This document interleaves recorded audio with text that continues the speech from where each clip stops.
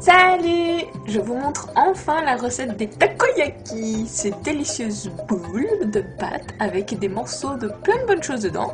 Entre autres, ça fait peur, de la pieuvre, et oui, mais c'est délicieux, c'est ce qui fait tout le charme de ces petites boules d'origine d'Osaka. Alors je vais vous montrer comment ça se prépare. On commence par la pâte. Dans un saladier ou un queue de poule, vous mettez un œuf, facile, un peu de lait, de l'eau. Là, il faut associer du dashi de kombu, l'algue, donc le dashi vert, et du dashi de bonite séché, le couleur rose un petit peu, avec de la sauce soja et un peu de sel. Voilà, c'est tout pour l'instant. Ensuite, il faut tamiser de la farine. Moi, j'utilise une espèce de petite passoire fastoche. Donc, vous pouvez mettre déjà la moitié de la farine, comme ça, d'un coup, en la tamisant. Vous mélangez bien, vous écrasez l'œuf et vous mélangez bien tout ça, facile. C'est juste pour éviter que ça fasse des grumeaux et que ce soit tout bien, tout propre, tout lisse. Donc voilà, et ensuite vous tamisez au fur et à mesure le reste de la farine tout en mélangeant le plus proprement possible. C'est mieux d'être à deux. Moi j'ai fait des saletés. Donc vous voyez un petit peu, c'est assez liquide comme pâte, hein, vous voyez. Et c'est facile à préparer. Donc maintenant, le truc, c'est de verser ça dans un pichet, un truc avec un bec verseur, parce que comme ça on pourra les mettre facilement dans les moules. Alors ça vous donne cette quantité-là, à peu près 400 ml, un poil plus. Et voilà. Le deuxième élément principal est la pieuvre. Il faut que ce soit de la pieuvre déjà cuite, bouillie. Donc si vous la trouvez crue, il faut la bouillir vous-même. Pas trop, juste un peu. Et donc on va la couper en petits morceaux d'à peu près 1 cm, 1 cm et demi. Vous voyez, comme c'est appétissant, c'est beau, les belles petites tentacules.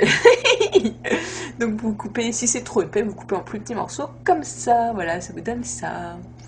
Alors, ensuite, il faut du benishoga. Vous vous souvenez, c'est du gingembre qui est mariné dans du vinaigre, qui est bien rouge. C'est pas comme celui qu'on mange avec les sushis, c'est plus fort. Donc, on le coupe en petits morceaux parce que c'est assez salé. Ensuite, soit du poireau, soit de la ciboule, de l'oignon vert ou de la ciboulette. C'est comme vous voulez. Moi, comme j'ai filmé en 2 fois, quand j'ai coupé l'ingrédient, c'était de la ciboule, de l'oignon vert, coupé comme ça en petits morceaux. Et quand j'ai cuit, j'ai utilisé de la ciboulette. Comme quoi, tout fonctionne, tout marche, ça a un bon goût les deux, pareil. Alors, donc tout ça c'était les ingrédients de base. Maintenant, je vous montre les ingrédients optionnels. Vous pouvez mettre de l'agedama, ce sont des miettes de tempura, ou bien, et en plus, du fromage, comme vous voulez, des petits morceaux de fromage tout petits, des crevettes séchées toutes petites, que vous pouvez mettre telles quelles, ou que vous pouvez faire griller un petit peu dans une poêle sur feu doux, et couper en petits morceaux, ça fait une sorte de poudre. Et vous pouvez aussi mettre du kimchi, donc le chou fermenté coréen, épicé, qui pue mais qui est délicieux. Donc tout ça, ce sont des alternatives. Maintenant, ce qui est quand même indispensable pour après la cuisson, c'est de la mayonnaise. Ça, c'est de la mayonnaise japonaise. Si vous utilisez de la mayonnaise nord-américaine ou française, ce sera bon aussi, je suis sûre. C'est presque la même chose. De la sauce pour okonomiyaki, c'est la même chose que la sauce pour les takoyaki, donc voilà. Vous pouvez aussi utiliser de l'Oster sauce version épaisse, là-dessus, non. Tout ça, c'est bon. Les katsuobushi, le katsuobushi sont les copeaux de poisson séché, de bonite séché, c'est super bon, léger, voilà. Et le fameux moule pour faire des takoyaki. Alors je vais vous montrer plusieurs sortes de moules. Ça c'est pour mettre directement sur votre plaque chauffante ou bien votre gazinière. Celui-là aussi. Donc ça se fait dans la cuisine. Et ça se met sur la table directement. C'est une plaque chauffante avec un moule intégré pour faire des takoyaki tous ensemble. Voilà, et celui-là aussi. Et nous, c'est celui-là qu'on a à la maison. Vous voyez, tadam, il est énorme. On est des gourmands. Donc vous mettez ça sur votre table avec tous vos ingrédients à portée de main. Donc la pieuvre, le benishoga, la ciboule, le poireau, la ciboulette, l'oignon vert, celui que vous avez choisi, pas de problème. Donc ça c'est pour les ingrédients de base. Ensuite, nous, ce jour-là, on a choisi de mettre du fromage, des bons petits morceaux de fromage. Petits parce que sinon c'est trop salé. Les agedama, donc les miettes de tempura, c'était trop trop bon aussi. Et forcément, il vous faut votre pâte. Là, j'ai changé de pichet aussi. Vous avez remarqué. Ce qui est important, c'est qu'il y ait le bec verseur. Alors voilà, on passe à la cuisson.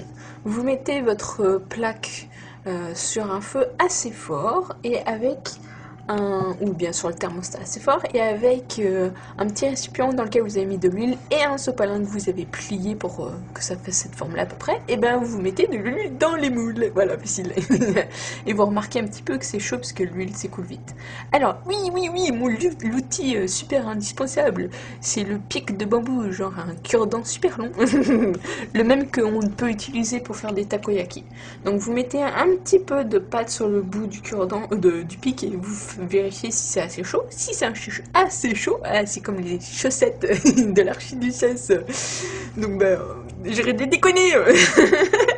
Donc si vous mettez, si c'est assez chaud, vous mettez la pâte à peu près à 80% du moule. Faut pas le mettre complètement à ras-bord, juste à peu près à 80%. Donc voilà, la pâte c'est versé.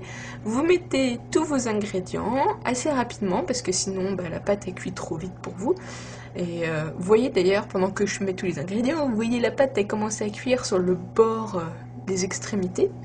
Donc voilà, c'est pour ça qu'il faut le faire vite. Et si ça déborde, c'est pas grave, no problemo. Donc voilà, on met tout ce qu'on a envie de manger dedans, les bouts takoyaki, et on finit de remplir les moules. Et même si ça déborde, c'est pas grave, parce qu'avec le pic, on ramène tout ça vers l'intérieur des takoyaki. Il n'y a pas de gaspillage, tout va cuire, tout va faire une belle boule uniforme. Et d'ailleurs, pendant que je fais tout ça... Ah oui, ouais, attendez, on arrive à l'étape cruciale du tournage de boule. Regardez ici. Ben non, vous pouvez pas voir. J'ai vachement bien filmé ça. Donc attendez un petit peu et vous allez voir la prochaine. Voilà, regardez.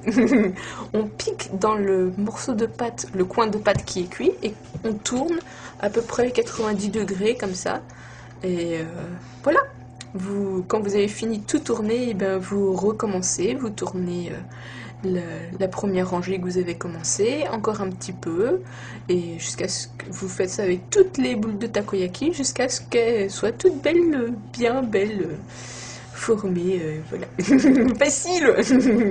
Et comme moi j'étais au téléphone, oui, j'ai jamais parlé au téléphone quand on fait des takoyaki, et j'ai lambiné, j'ai pas fait ça assez vite, et du coup la pâte a commencé à cuire trop vite par rapport à mon tournage de takoyaki, et ça a pas fait des boules super belles, mais elles étaient bonnes quand même. Donc la morale c'est qu'on se fout si elles sont pas belles les boules, du moins qu'elles sont bonnes.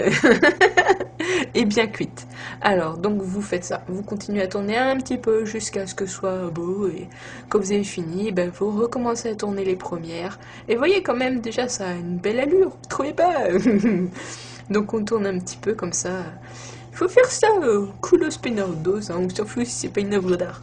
Voilà, alors quand est-ce qu'on sait que c'est cuit? Quand elle tourne facilement comme ça, que l'extérieur est bien doré, et que la pâte à l'extérieur est un tout petit peu durcie, à peine durcie. L'intérieur, il doit être encore bien crémeux. Donc voilà, quand c'est bien cuit, vous mettez dans votre petite assiette, vous mettez de la sauce dessus, un peu de mayonnaise à votre goût, ou sur le côté la mayonnaise, vous n'êtes pas obligé de la mettre dessus. Du katsuobushi, donc les copeaux de poisson séché, et regardez, ça bouge. C'est vivant, ça bouge. Il fait bonjour, bonjour. C'est mignon les petits katsuobushi. Votre aonori, donc la poudre d'algues, vous n'êtes pas obligé d'en mettre, mais c'est bon, alors je vous le conseille. Et regardez comme c'est beau, un beau takoyaki avec plein de bonnes choses dessus. C'est chaud, faites attention. Vous brûlez pas la langue parce que l'intérieur, la pâte, elle est encore crémeuse et ça brûle. Mais c'est tellement bon. Et puis c'est super quand on a un moule comme ça avec une plaque chauffante qu'on met au milieu de la table. Comme ça, chacun fait ses petits takoyaki, tourne ses petits takoyaki. On s'en fout s'ils sont pas beaux du moment qu'ils sont bons. Et c'est les ingrédients qui font qu'ils sont bons, donc voilà. C'est cool. Comme d'habitude, vous pouvez trouver toute la liste des ingrédients et les proportions sur le site a-vous-baguette.com. Et puis plein d'autres recettes, et voilà, bon appétit!